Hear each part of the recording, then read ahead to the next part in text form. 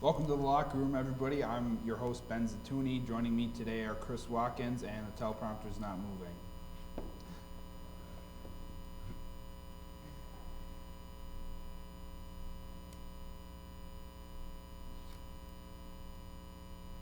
Let's just start over.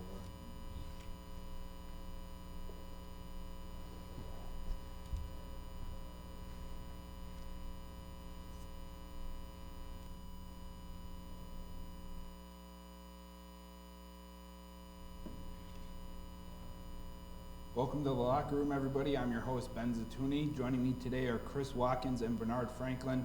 Guys, how was your break? Man, so much fun. Like, the week went by so quick, Yeah, but it did. it was a whole lot of fun. Well needed rest. What about you, Bernard? Yeah, my break was very well spent it with Chris majority of the time. We went down to Mississippi.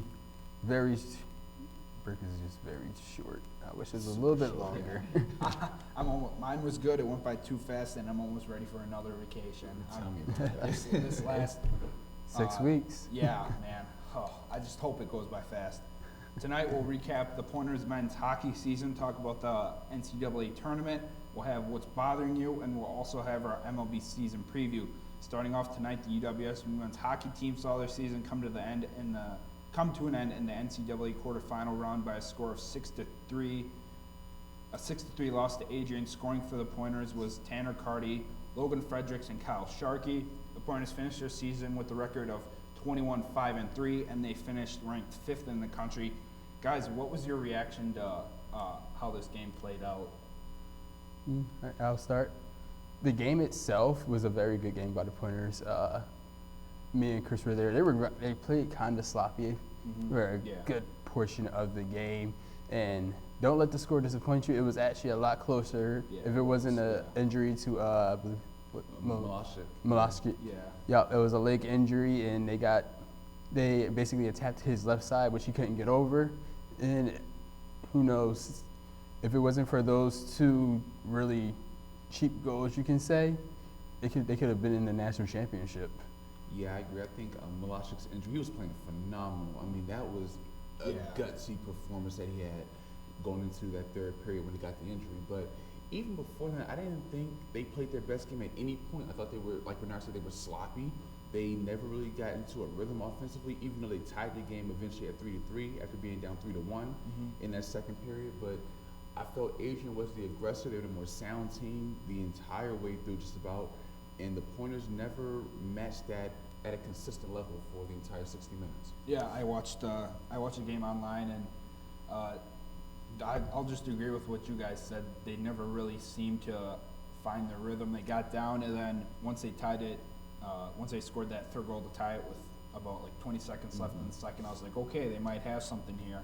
But third period started, and it seemed like Adrian scored right away like that, and then Milošić got hurt, and when that happened, everything kind of snowballed and unraveled. Yep, and Ben, I know on TV, I don't know if you can really see it, but I know me and Chris did. The size difference there. Oh, yeah. This wasn't like Adrian's a big team. They have a couple players that are over 6'2". Yeah, and it's not like how Eau Claire was, how like they're big but they're kind of slow. No, these guys are flying down the ice. They were literally matching the Pointers with speed and their size. Definitely, they were getting hits on these guys. It was at a certain point, you'd be surprised that they actually stayed into that game. And their goalie was phenomenal as well. He did. He had a couple really nice saves. I know there was one save that he had, I think, in the second period at the Pointer student section part of the ice, where he kind of knocked the puck out of the air with his stick. That was a really nice save. That was a good one. What grade would you give him for this season? I still gotta give him A. I mean, think about this. Out of the past, 4 years, the senior class, and I'm trying not to spoil anything because I do have some more to say about this topic, but this senior class, this was, if you could call it their quote-unquote worst outcome, and you have 2 national runner-up accolades, then you have the national title, then you have being right at the verge of the Frozen Four. So overall, though, phenomenal season. A season, not their A game in their finale, but overall in the season, defending national champions. I'd definitely give them an A. Yeah, I'll give them an A as well. I mean, as I said, their season came to an end in part of an injury, you know? Yeah. say they changed goalies, and who knows what the outcome would have been for these guys. And no matter what, you look at it, they went on a tear. I believe it was, 6-7 games in a row before they had this loss. And then if you look at their whole season, they've been really consistent with the wins. I mean, over 20 wins for the season, defending national champs, as Chris said. And they got kicked out by this team by Adrian, which seems to go to the Frozen Four almost every year as well. So you can't really say that this was a bad season by them. It was a great season, so I'll definitely give them an A. I'll give them an A too, 3 A's from us. They never really had a down point during the season. They never really went on a prolonged losing streak, which I think kind of helped them and fueled them up. And I believe it's 4 straight seasons with at least 20 wins. And I wish they kept on playing right now. I can't wait for October to come back around and they can hit the ice again. Yeah. And they have something to play for to prove it, you know. Yeah. Moving on to college basketball now, the Final Four in Phoenix is set. South Carolina will face Gonzaga, and Oregon will face North Carolina. The Wisconsin Badgers saw their tournament run come to an end in an 84-83 overtime loss to Florida in the Sweet 16. Badger senior Zach Showalter sent the game to overtime after hitting a three-pointer off one leg with 2.1 seconds left in the second half.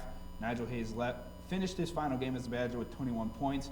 Bronson Koenig finished his last game with 13 points, while Showalter finished with 14. Guys, would you consider this Badger season a success? Bernard, we'll start with you. Yeah, I'll give it a success. I do want to say it's a failure for one person, and that is Nigel Hayes. Why?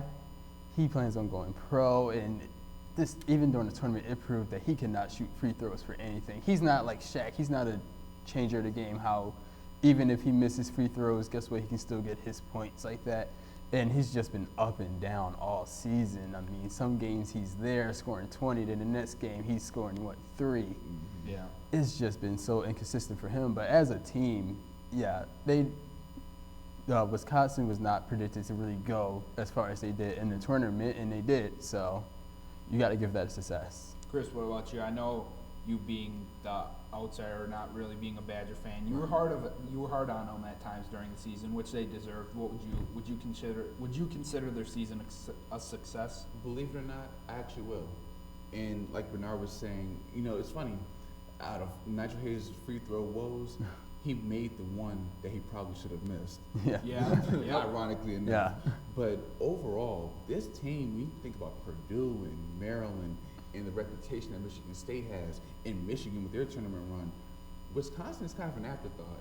And being so irrationally seeded as an 8 and then taking out the #1 overall team in Villanova, defending national champions, I mean, that's a very successful run, I would say. I mean, nobody saw them getting past Villanova. I know I certainly didn't have. I didn't, and I'm the biggest Badger fan here. Right, and yeah, I mean, despite the woes during the regular season, not being able to shoot over 40% consistently for like a month, I had to say they turned it around pretty well in the tournament and came this close to being in the Elite Eight and possibly the Final Four. Yeah, I'd say it was a success too. They overcame a lot. They kind of hit that rough patch right after the new year started, where I believe they weren't even ranked in the country. They were at least ranked 25th, and they overcame a lot. And yeah, Nigel Hayes obviously didn't play his best at times, but that basket he had against Villanova will definitely leave him in Wisconsin lore, among the fans. Another question for you guys. I don't know. I'm sure you guys have watched a lot of the tournament action. What's been the most exciting game that you've watched? To me, right now, is watching any team that Oregon plays and any team that South Carolina plays right now. South Carolina, in their previous tournament appearances, all combined 4 wins, and now they have 4 wins just in this tournament alone. They're playing outside. They're showing that outside of Kentucky, basically in the SEC, that hey, we have more competition down here, and they're lasted longer than Kentucky. And then Oregon, I've been saying this all season, Oregon's just, to me, has been like a complete team in this tournament. They light up the scoreboard, they're flashy, and the thing is that they're playing as a whole team. There's not just one person you have to stop. You got to stop a whole 6, 7, 8 guys. Chris, what about you? It's been a multitude of great games. That second half, UCLA and Kentucky going back and forth, three-pointer to three-pointer. Then you had Oregon and Kansas. Jordan Bell just taking over. I would say the best game, though, UNC and Kentucky in the Elite Eight, as well as Wisconsin and Florida in the Sweet 16. That was an amazing game with crazy shots as well. Yeah, they're giving us a signal to wrap it up. So real quick, Wisconsin-Villanova was a good game. South Carolina blowing out Baylor. I know you enjoyed that, Chris. UNC and Kentucky was a pretty good game, too. Now, to add something new to the show, I've got 5 yes or no questions for you guys. First one, will Gonzaga win the tournament? Chris, we'll start with you. No. And that's not because they're not a good team. I expect them to make the championship. I just think North Carolina will overtake them. Bernard, what about you? Yeah, I'll go no as well. Same thing as Chris. North Carolina, I feel it. Actually, let me say, I think South Carolina's going to grind them down. This is they're playing a style that they don't normally play, but they'll beat South Carolina. And then when they play UNC, this is like the revenge tour for them. You know. I'm gonna go yes. I actually think they will win. I think Mark Few has this team on a run, and it's finally going to be Gonzaga's time to shine. Next question for you guys: should there be co-NBA MVPs? Yes. Yeah. Oh, Chris, you sorry to interrupt, but yes, there better be co-MVPs. These guys doing triple doubles and just elevating their teams almost single-handedly. You can't rob one or the other between Westbrook and Harden. Bernard? I'm honestly going to say no for this. Yeah, they can have all those triple doubles this season, but number 1 seed in the East right there, Isaiah Thomas, is literally driving this team to that number 1 spot, you know? And he's averaging almost 30 points a game. Yes, Westbrook and Harden are doing that, but that's been more consistently over the past few years. So it should be no surprise. But then again, Mike D'Antoni putting James Harden as a point guard in his system. Nobody expected Houston to come from not making the playoffs to a top 3 team in the West. And James Harden's actually passing the ball this year. Right, upwards of 11 assists per game. Yeah. I don't know. Yeah, I just got to go for the little man. I mean, he's been doing his best. He's driving that team. I mean, Houston, over the past few years, it's just been that lack of point guard that hasn't getting them to that point. And, you know, James Harden, yes, he adjusted well over there. And then with Westbrook, he's been doing this for the past few years, basically. You know, it's just been the consistency that happens now of him doing it. Because he's been a triple-double for us over the past few years. Yeah, and losing KD is certainly elevate more opportunities for that. Next question. Will Malcolm Brogdon win NBA Rookie of the Year? Bernard, will start with you. No, Dario Saric for the Sixers. When Embiid went down, he stepped up, and he's been playing lights out, he went from averaging around 12 points a game to, once Embiid went down with the injury and out for the year, he went up to points of almost 20 points a game, while also passing the ball, getting around 10 rebounds a game as well. Chris? Believe it or not, I'm really pro Wisconsin today. I'm going to say Malcolm Brogdon should win it only because now if Joel Embiid had played a handful more games, obviously the Rookie of the Year is going to him. But Brogdon's been pretty consistent from November when he was dunking on LeBron and whoever else on the Cavs decided to challenge him in the paint to now hitting the game-winning shot against Boston just a couple of nights ago. I think the kid deserves it, especially being a second-round pick. Yeah. I don't think many people saw that coming. I bet you a lot of teams are beating themselves up for passing him. Oh, yeah. Like you said, he pretty much led the comeback against the Celtics the other night. Will someone other last question for you? Will someone other than the Cubs win the World Series this year? Chris? Yes. And I'll save the spoilers for later. Bernard, what about you? Don't spoil, but yes or no? Yes. Okay.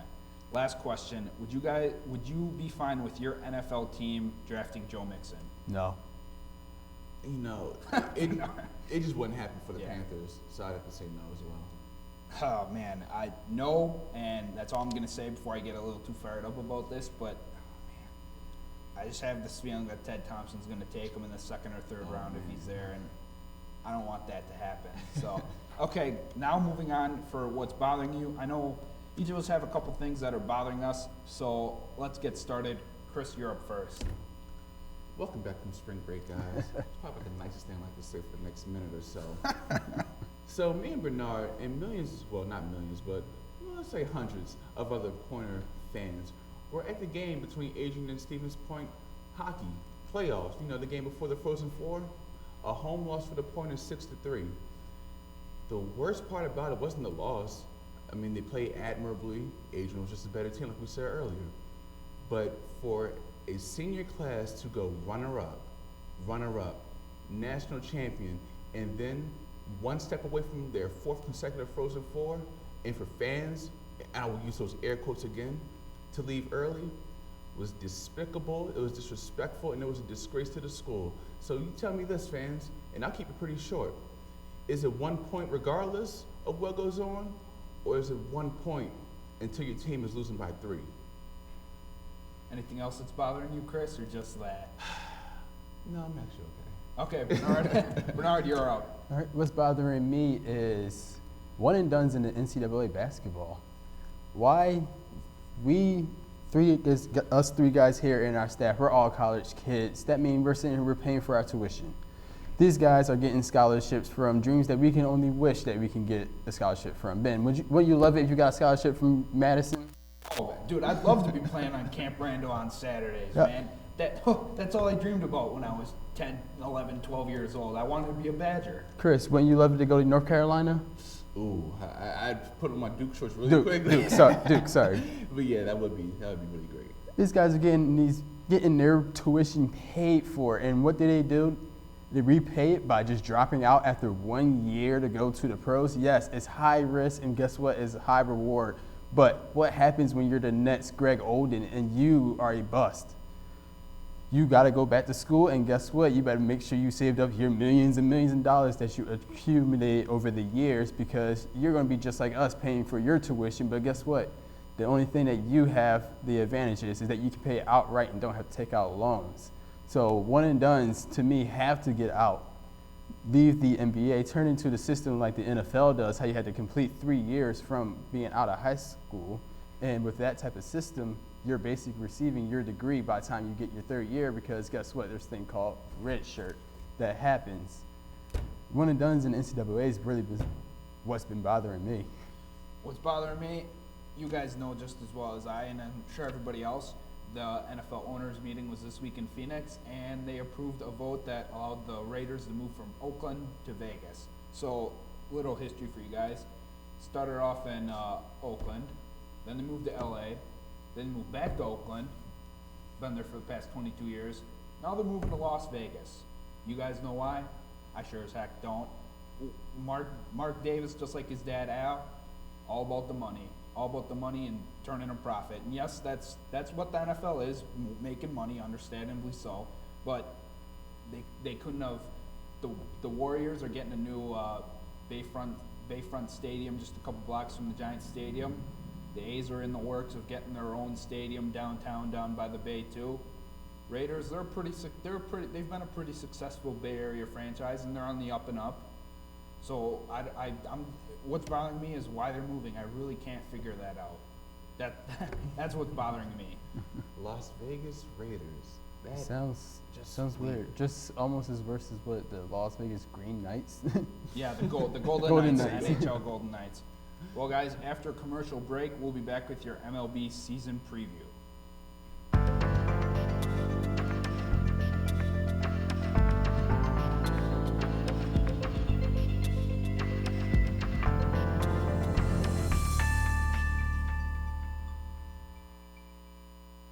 Be a part of something super Greek at UWSP. There are 9 chapters and colonies on campus: Phi Sigma Phi, Gamma Phi Delta, Theta Xi, Sigma Delta Rho, Sigma Tau Gamma, Delta Phi Epsilon, Tau Kappa Epsilon, Phi Mu Alpha Sinfonia, and Phi Omega. Greek life at UWSP is a great way to build your personal support system and resume.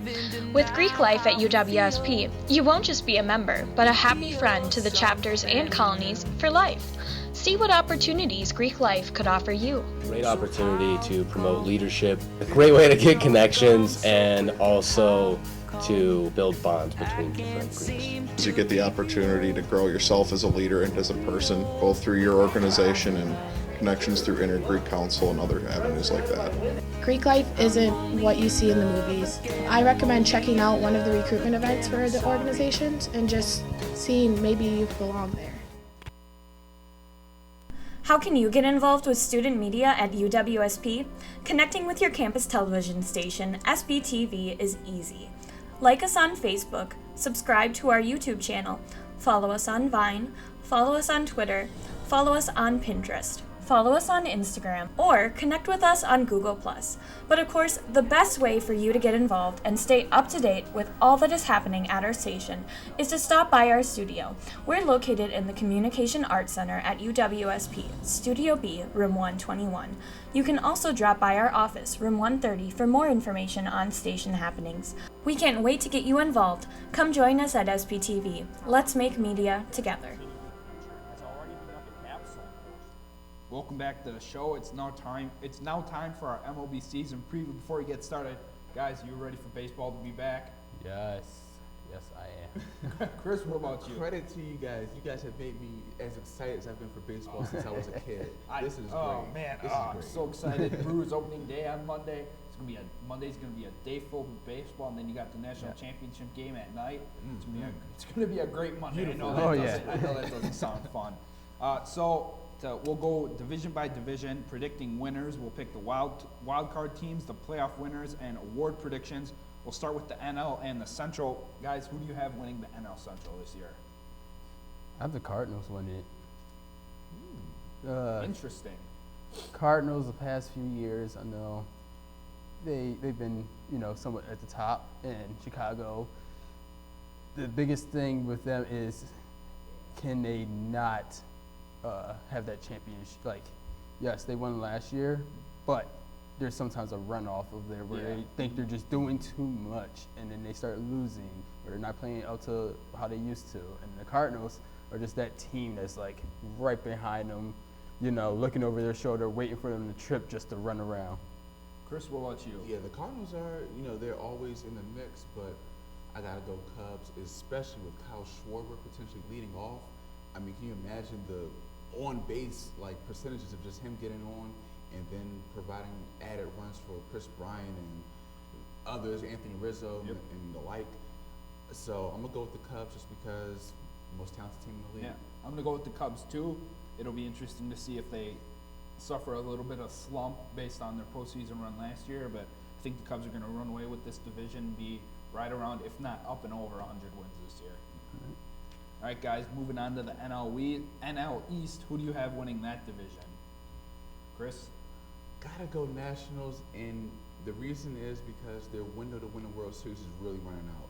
But when you have a second MVP candidate now, which I expect Trey Turner to be, along with Bryce Harper, and the pitching, possibly the best 1-2 punch with Scherzer and Strasburg, and Dusty Baker, who has experience managing in a World Series, I'm going with the Nats, and I don't think there's a better year for them to do it than now. Bernard? Yeah, I also got to agree with Nationals with that one, simply because, as Chris said, they have the 1-2 punch at pitching. But as we've seen with a lot of teams, let's see what happens behind there. And when they get to the bullpen, Right. Jonathan Papelbon, your closer, he's up and down. And then, as you said, with their hitting over the years has just been very consistent no matter what. And so, as Chris said, their World Series window is closing, is getting antsy down there in D.C., and they're waiting for it. Yeah. I'll be honest, I didn't make up my mind for this division winner until the commercial break we just had. I've been going back and forth between the Nationals and the Mets for the same reason. The Nationals window is closing, but they have great hitting. Yeah. The Mets have great hitting, and it's all about if their pitching can stay healthy. Right. So I'm gonna go with the Mets this year. I think their pitching's actually gonna stay healthy, and that offense. That can be deadly if Cespedes, Bruce, and Granderson all get clicking at the same time. That can be a deadly offense. I agree. Now, wrapping up the NL, who do you guys think will win the West? Chris? Dodgers. Yeah, Dodgers, easily. What can we say about Dave Roberts, 2016 National League Manager of the Year? This guy is a gamer. If it weren't for so many people being on the disabled list, they probably would have outlasted the Cubs and appeared in the World Series of their own, and who knows what happens from there. So I think we see an encore, the best pitcher in the game, Clayton Kershaw, no doubt, and of course enough offense to sustain his dominant pitching. Dodgers. Yep, I would say Dodgers as well, as you heard me say. Dodgers. was Dave Roberts. For a manager, first of all, he had to deal with the prima donna called Yasiel Puig. Okay. Yeah, And- not an easy thing to deal with for the first-year manager. Yeah, and what happened? Yasiel, he for the first time I think ever shut his mouth Yeah. and realized, hey, I got to actually play to earn my spot now. And really, besides the Giants, I just see no competition with them. And the Giants just been up and down really the past few years. They've been up, but then to me last year seemed like a little slightly down. They weren't playing Giants baseball like we were used to, and it was an even year. We didn't see them in the World Series, you know. So Go figure. maybe, Yeah, I'll definitely get the Dodgers. I think I'm going to go with the Dodgers too, although I think it's going to be really close between them and the Giants. And I say it's going to come down with it's the division. The West is going to come down. The division crown for the West is going to come down to the last month of the season between the Dodgers and Giants. I think so. That division's definitely going to be a fun one to watch. Yeah. And don't leave out the Rockies either. Absolutely. Now, guys, who do you think will be the 2 wild card teams from the National League? Chris, we'll start with you. I had the Mets in there. I still do. The conflict comes, like you said, in the NL West. Do I go with the Giants, who had the best record in the majors before, or at the All-Star break, before the bullpen imploded, or do we go with the upstart Colorado Rockies? I still don't know. I was weighing back and forth. Right now, I'm going to go with the experienced Bruce Bochy, Madison Bumgarner, Buster Posey, and the like. I'll take the Giants and the Mets in the postseason, but don't be surprised if the Rockies oust one of those teams and get in as well. Now, what about you? Yeah, I definitely have the Giants, just because if they don't win it, they're definitely gonna make playoffs no matter what, in my opinion. And then the Mets and the Nationals the last few years have been dominating the NL East. You know, the Phillies need to step their game up, and the past few years, you know, you can make a case for the Marlins, but they implode every year. They've been really good, and then they just implode. Yeah. So definitely just the Mets and the Giants.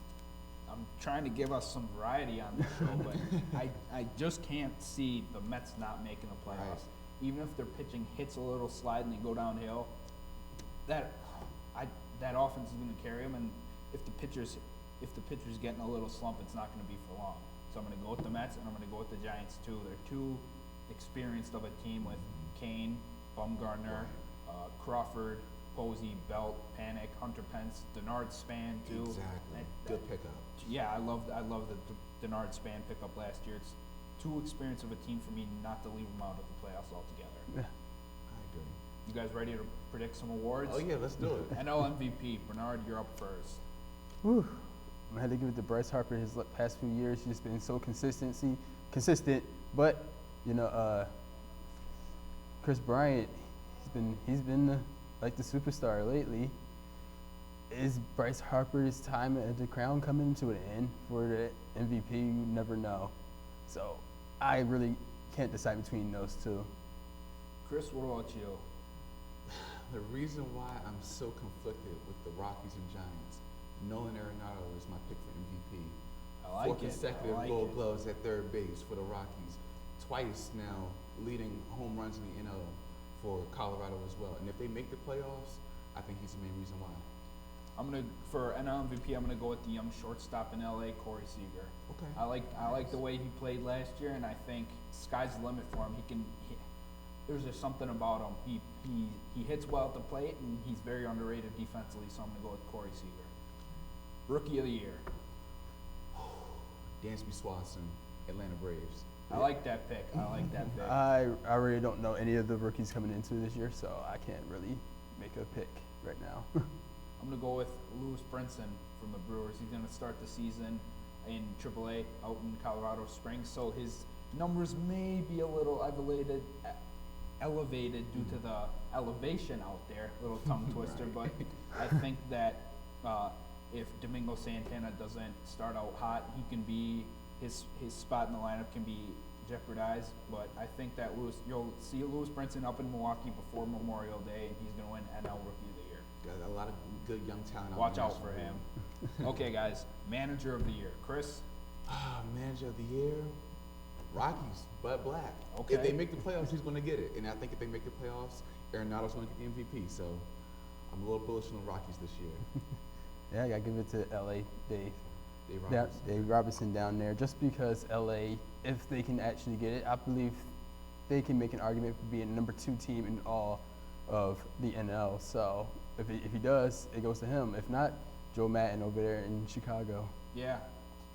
I'm going to go with Dave Roberts. I just like the way he manages his team. He doesn't get too low on them, and he always seems to be in a good mood. And that vibe travels throughout the locker room. It goes to the other coaches. It goes to the players too. So Dave Roberts of LA Perfect Dodgers. fit with that yeah, team. a lot of young players, and you need a manager that's somewhat young, so he can relate to them. Mm-hmm. Now moving on to the AL, Bernard, who's going to win the AL East? It pains me to say this, but go New York and go a little bit north to Boston. Boston over the past few years, it's been them in Toronto really running this division. And Toronto, I feel they're going to hit a slump. They lost Encarnacion, who is basically their power hitter besides Batista. So in Boston, they started relying on their youth, and they get them now, you know. And also their pitching is just not phenomenal, but it's very up there. Chris, what about you? I'm going Red Sox. I'm going with the Boston law firm, Chris Sale, Price, and Porcello, all pitching. I think particularly if David Price can stay up to par and stay healthy. Yeah, right, and not get rattled early on in games, that's going to be a trio that is to be feared. And then the offensive prowess as well. It's going to be hard for anybody to top the Red Sox in the AL East or otherwise this year, I think. This is going to be hard, but you know what? I'm going with the Yankees. Just like the Brewers, they have a lot of young talent. Yeah. Gary Sanchez, Greg Bird, Aaron Judge. That's going to be their 3, and just like the 90s with Pettit, Rivera, Jeter, Posada, the Yankees are gonna see the second coming of the core 4. They're just looking for that 4th person to build core. So I'm gonna go with the Yankees winning the AL East. Nice, I like it. Going out on a limb a little bit. If you want to, you can put Chapman in there. He's the closer. Yeah, sure, why not? Get him to the 9th. That's all you gotta do. Moving on to the Central, Indians gonna repeat as division winners again. Oh yeah, easily. I mean, think when you get Edwin Encarnacion to put in a lineup of a team that came this close to beating the Cubs, and now they have their own World Series drought to deal with, man, it's going to be tough. I'm easily Cleveland. Yeah, Cleveland. The Royals are, they lost a pitcher, so you're gonna have to fill. It's gonna take a while for them to fill that void as the next man up. And I say before even get consistency at that number 2 or 3, Cleveland's already going to be long gone. Yeah, I think Cleveland's going to run away with this division. I think the Royals are going to start to slip a little bit. I think their time to shine has quickly the light bulb's burnt out. I think that the White Sox and the Tigers are pretty much an afterthought in the division. So I'm going to go with Cleveland once again. Last division to pick for the AL, the West. Chris? Oh, I wanted to, Ben. No, I really wanted to, but I could not overlook the Astros. When I think Dallas Keuchel will regain his form from 2015, and then Altuve and Correa in the middle, it's like to go against Carlos Beltran's back to provide the championship experience, which may be the ultimate factor in them going over the top in the West. I love my M's. Gotta go with the Astros, though. See, I was honestly just conflicted between 3 teams. The Astros, Mariners, Angels. That NL West is equivalent to me what they basically used to call the NFC East. You never know which one. It can be one game that completely ruins a team, one injury, something, and then those 3 teams right there, they're all at the top, no matter what. But I will give it to the M's. After his first year dismal with the M's, Robinson Cano have turned it on. He's actually hitting his stride out there in Seattle, almost achieving those numbers he received with the Yankees. And he's up at that, he's the scariest to me, scariest second baseman in all the league, offense and defense. Chris, I'm going with your Mariners. Thank you. I like the way Scott Servais manages a team. They have Zunino back behind the plate. He really didn't live up to expectations when he was first drafted, but he's slowly getting better offensive. He's getting better offensively. Corey's older brother Kyle at third base. I like that fit. You have Nelson Cruz at DH, who he's good for 2 home runs He's good for a multitude of home runs any given game. And Robinson Cano too, and you can't forget King Felix either. And that bullpen wasn't too shabby last year either. And we actually have the runs to support the pitching now. Yeah, so I'm gonna go with the Mariners. Who's gonna be the 2 wild card teams? Now, just because I didn't pick my Mariners to win a division, doesn't mean that they're not making the playoffs. I mean, when you add Gene Segura, who had a career year with Arizona, to Cruz and Cano and Seager, plus the pitching of King Felix, who's never pitched in the postseason, Mariners are going to be in the Blue Jays. I think despite the loss of Encarnacion, their pitching can make up for it. They have a pretty deep roster in terms of that, and you still have Josh Donaldson, Jose Bautista. I think they'll get in as well. I'm going to go with the Mariners for 1 spot. I just don't see them missing the playoffs. But now it goes back to that AL East. I have the Yankees winning. Now it's down to the Red Sox and the Blue Jays. Man, this is tough. But I'm going to go with the Blue Jays. Red Sox don't make the playoffs this year, and a surprising twist. So Mariners and Blue Jays. All right, guys, who's your pick for AL MVP? Chris Sale. Wow, pitcher winning the MVP. Yeah, Whoa. Chris Sale. Interesting, I like it. Chris, what about you? I'm keeping my pick in Boston. Mookie Betts, slightly edging out Mike Trout, just because of overall team success. This is tough, but oh man. I'm going to go with Carlos Correa, the Astros. I was thinking that too. I thought about it. It's Carlos Correa, the Astros. I like the way this kid plays. He plays with fire and passion, great defensively and at the plate. He's going to be the way Derek Jeter kind of led the AL, the premier shortstop. I think Correa's taken over for Jeter. Definitely. Rookie of the year, who do you guys have? It's going to be someone on that Yankees team. Man, I'm gonna keep it in Boston. Andrew Benintendi. I like it. The kid from the Yankees, you mentioned him earlier, Aaron Judge, I believe. Aaron Judge, yeah, I was thinking about him, but I think ultimately Benintendi's gonna be just a little better for a better team as well. I'm gonna take somebody on the Yankees. It's gonna be Greg Bird. He would have been the starting first baseman. Was it last year? Yeah, he would have been the starting first baseman. He had off-season rotator cuff surgery, so that kind of put his season in the dumps. But I like the way this kid plays. He has a lot of power. He's great defensively. So Greg Bird from the Yankees. Cy Young, you guys have. Is Chris Sale going to win Cy Young and MVP Bernard? Possibility he can. Really, I'm going to give that the Cy Young to King Felix over there. I feel like he's ready. It's his turn to really take he's been a dominant pitcher over the years, but now he has the team to back it up. And you know, when they really go for these awards, they go, how many wins did your team get overall, not just you? Yeah. Yeah, I gotta go Felix as well. Playing in the pitcher's ballpark opposed to Fenway, but Chris Sale's gonna be phenomenal. He's gonna have the run support that King Felix was missing for so many years, so they'll be neck and neck. But ultimately, I think Felix Hernandez slightly edges out Chris Sale. Going back down to Houston, Dallas Keuchel, like you touched on before, Chris, he's going to regain his form from 2015. And another interesting defensive aspect that I think a lot of people have forgotten, they've taken out Tal's Hill. Yeah. There's no more Hill in center field, so that could very well save a couple runs each game for the pitcher. And I think Dallas Keuchel's going to win. Last one, manager of the year for the AL. Who do you guys got? Call me crazy, Joe Girardi. Why his team is so young right now. This is not like they don't have all the guys of you think of the Yankees over a few years where Mark Teixeira, A-Rod, Jeter, they're gone.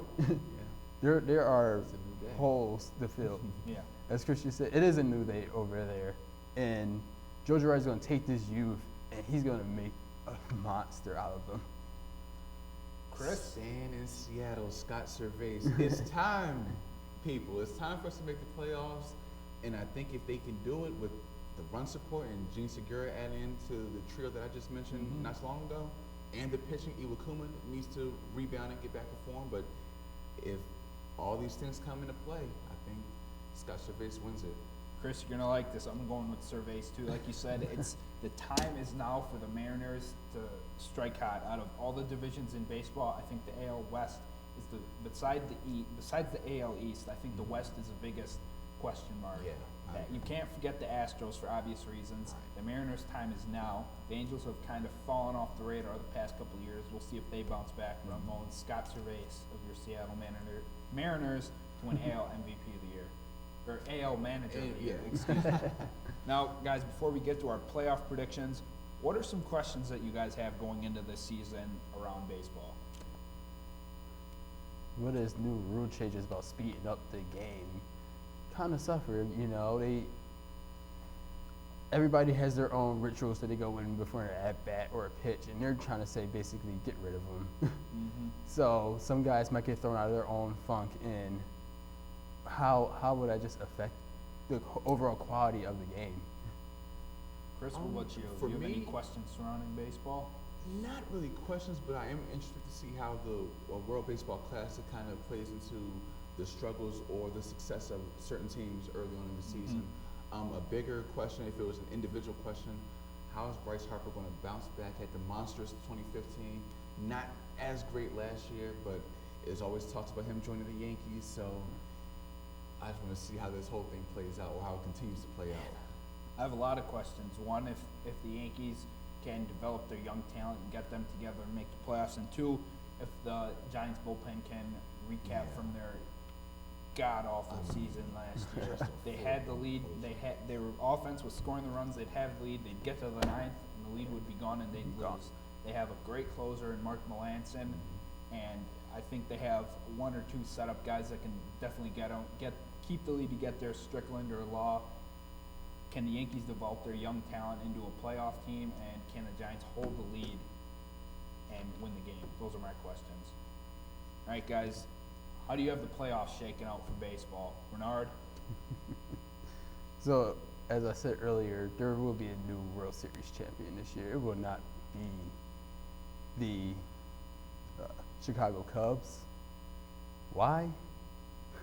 That thing's going to baseball title town, Boston. Overall, Ooh, I like it. as I said before, Chris Sale, you cannot say he hasn't been one of the more dominant pitchers over the past few years. What was it, last year, 13 straight wins, something like that? ERA way under. He's just, at him, and I can say he's going to be, even though he's a little bit older, he's going to be like a mentor for David Price, because David Price just cannot finish a game. And he gets rattled way too quickly, and he becomes way too predictable no matter what. Everybody knows once he gets rattled, guess what? It's going to be about 4 fastballs in a row, no matter what. So and then just that defense behind him, and then the batting, Boston. Over who? In the World Series, might be somehow, some way, I'll say a Game 7 over Chicago. Interesting. I like it. Chris, what about you? National League, Cubs won't make it. Dodgers will beat them. Nationals beat the Dodgers, make it to the series. Where they lose in 6 games to the Cleveland Indians. I like it. Boston and Cleveland ALCS rematch. No David Ortiz this time. No World Series for Boston again. And I think the Indians this time right their wrongs of Game 7 last year and take it home. I think my pick's going to surprise a lot of people. Cubs aren't going to win. Red Sox aren't going to win. Yankees aren't going to win. World Series, Cleveland versus San Francisco. That can like be that. That would be good. both the pitchers that both teams had. That can be a pitcher-dominant World Series, and both of them have great offenses. I'm going to go with the Giants. Giants are going to bring it home. I think their bullpen's going to be well improved from last year. It's not very often that you see players carry over slumps from last season. They have to put everything that happened last year behind them.